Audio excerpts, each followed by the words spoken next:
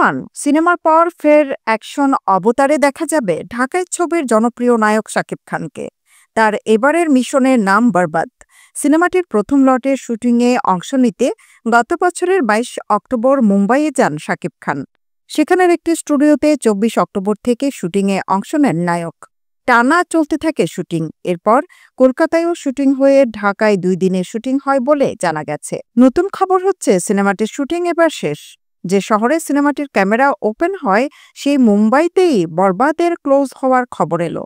মানে মুম্বাইতে শেষ হলো বরবাদের শুটিং। গত বুধবার শুটিং শেষ করে ঢাকায় ফিরেছেন শাকিব খান। ঢাকায় ফিরে সিনেমাটি নিয়ে নায়ক বললেন, শুরু থেকেই বরবাদ সিনেমাটির হাইপ অন্যরকম। সিনেমাটি নিয়ে দর্শকদের মাঝে যে প্রত্যাশা তৈরি হয়েছে আমরা সেটা ধরে রাখার চেষ্টা করেছি। আমার বিশ্বাস সিনেমা হলে গিয়ে দর্শকরা তৃপ্তি নিয়েই ফিরবে। বরবাদ বাংলা সিনেমার ইতিহাসে এটা বিগ স্কেলের ছবি। সব মিলিয়ে ভালো কিছু পেতে যাচ্ছে দর্শক।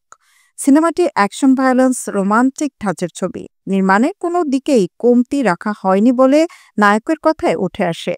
যদিও সিনেমাটির শুরু থেকে শাকিব খান বরবাদের আকাশচুম্বী প্রত্যাশার কথা জানিয়েছেন। সিনেমার শুটিং শেষ করে এসে সে প্রত্যাশার ভিত্তি আরও মজবুত হয়েছে বলে ইঙ্গিত দিলেন তিনি। গেল ডিসেম্বরে শাকিবের বরবাদের মোশন পোস্টারটি প্রকাশ করা হয়। রাজধানীর একটি ৫ তারকা হোটেলে মোশন পোস্টার উন্মোচন করার সে আয়োজনে উপস্থিত ছিলেন সিয়াম আহমেদ, পূজা চেরি, দিঘি, শবনম ফারিয়া, মিম মান্তাসা এবং বিদ্যা সিনহা মিম। সে সময় শাকিব খান বলেন, বরবাদ ফিল্ম ইন্ডাস্ট্রিতে এক নতুন ইতিহাস রচনা করবে বলে আমি মনে করি। এই ছবিটি সম্পূর্ণ ভিন্ন আঙ্গিকে একটি গ্র্যান্ড সেটিংয়ে তৈরি করা হয়েছে, যাতে প্রত্যেক কলাকুশলী মুন্সিয়ানার ছাপ রেখেছেন। আমি প্রত্যাশা করছি বরবাদ শুধু দেশে নয়, দেশের বাইরে বাংলা ভাষার কথা বলা সবার মন জয় করবে। আমার প্রত্যাশা আয়ের দিক থেকে এটি শতকোটির ক্লাবে প্রবেশ করবে। বরবাদ সিনেমাতে শাকিব খানের বিপরীতে আছেন ভারতীয় নায়িকা ইধিকা পাল।